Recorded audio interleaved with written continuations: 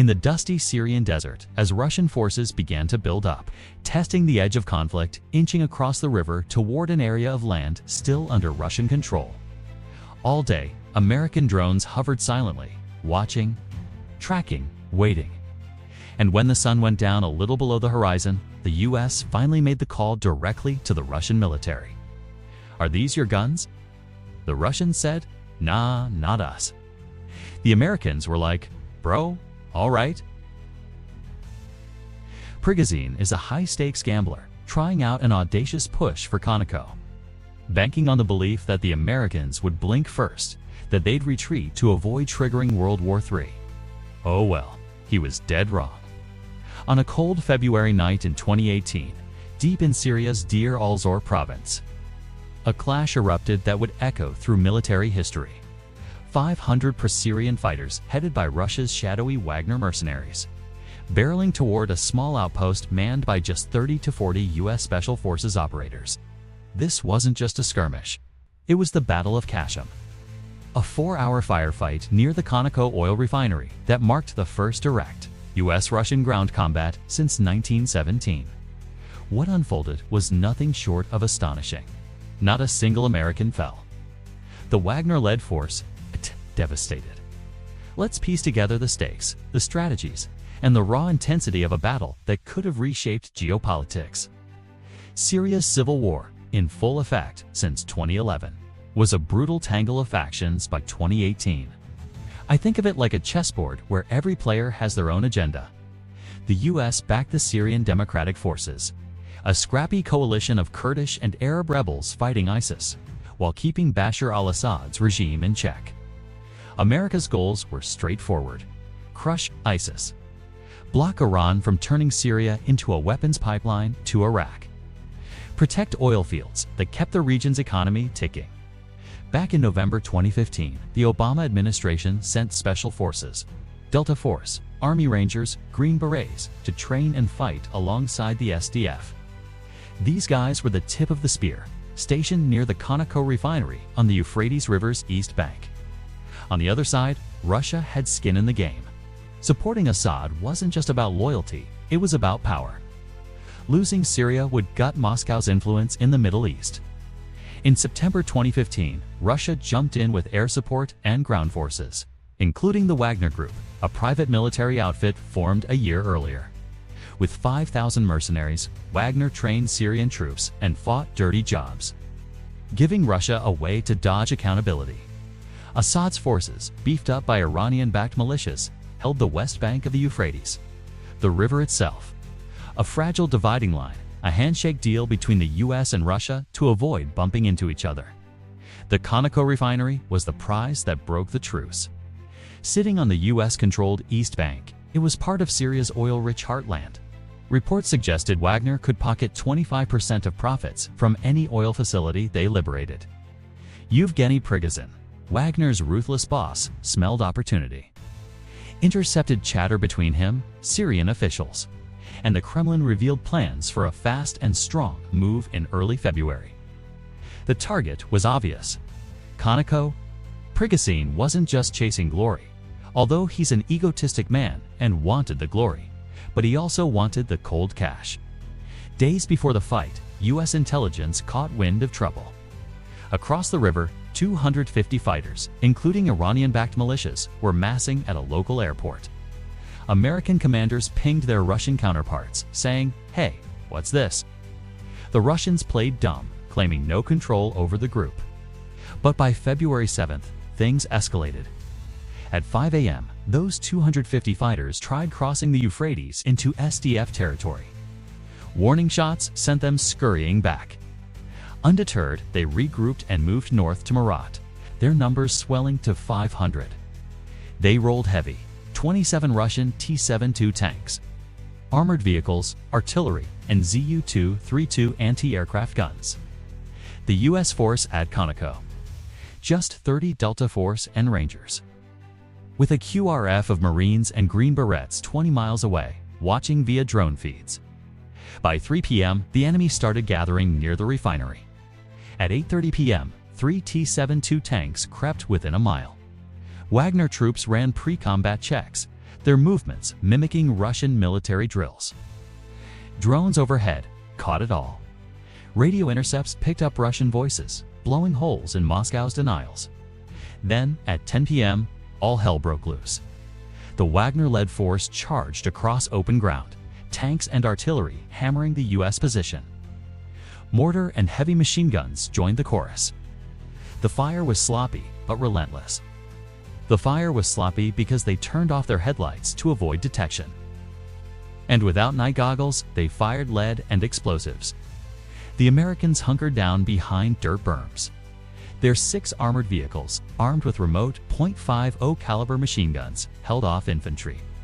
But the T-72s were a nightmare. Their 125mm cannons could rip through U.S. armor. Then the Americans contacted headquarters in Qatar. American Javelin missiles took out a few vehicles, but ammo was scarce. Meanwhile, the QRF-16 Marines in 4 Strikers raced over rough roads in blackout conditions, guided by night vision and thermal optics. It was a slow, nerve-wracking drive. At Al Udeid Air Base in Qatar, commanders scrambled every available aircraft.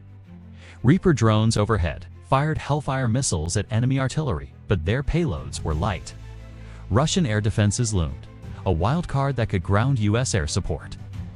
F-22 Raptors circled, ready for Russian jets that never showed. For 15 minutes, U.S. officials warned their Russian counterparts to call off the attack.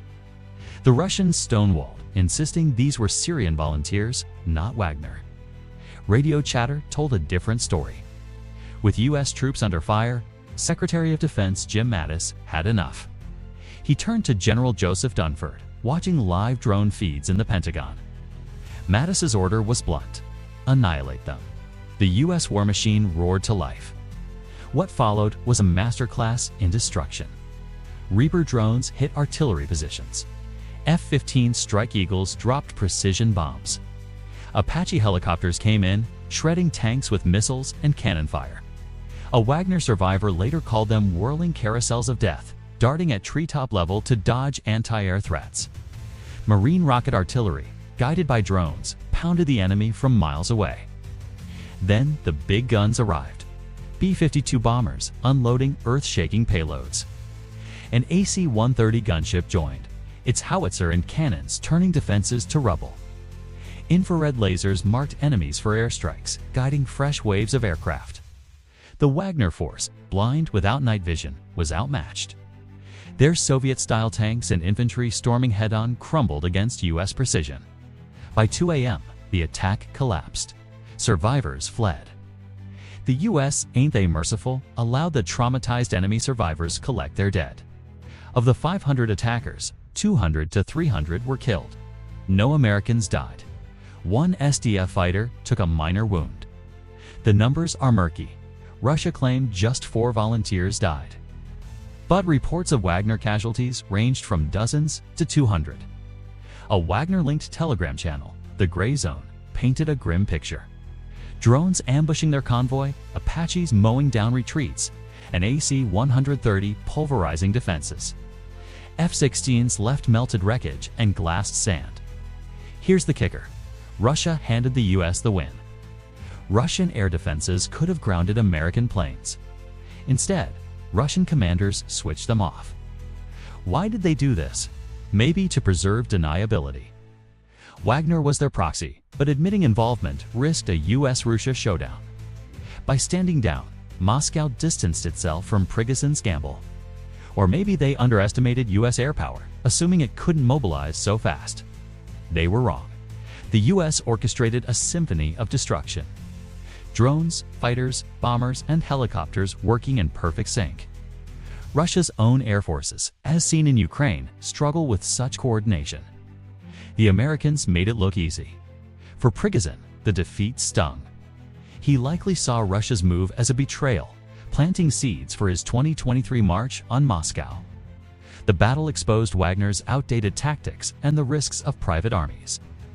For Putin, it was a tightrope. Wagner's recklessness nearly sparked a wider war. But the rift between them and the Russian military served his divine rule strategy, keeping both in check. For the U.S., Khasham was a flex. Air power, night vision, and electronic warfare turned a tiny force into a juggernaut. But it was a close call. If Russia hadn't disabled its defenses, the fight could have been bloodier. I can't help but imagine the tension in those U.S. vehicles. Hatches locked, shells raining down, waiting for air support. The soldiers' quips like, one calling the T-72's turtles stalking us show their grit. Night vision gave them eyes in the dark. Eavesdropping on Russian radios gave them ears. The lesson? Technology and teamwork can flip the odds. But the U.S. walked a fine line too. Small outposts in hostile territory are vulnerable without air cover. Khasham was a wake-up call.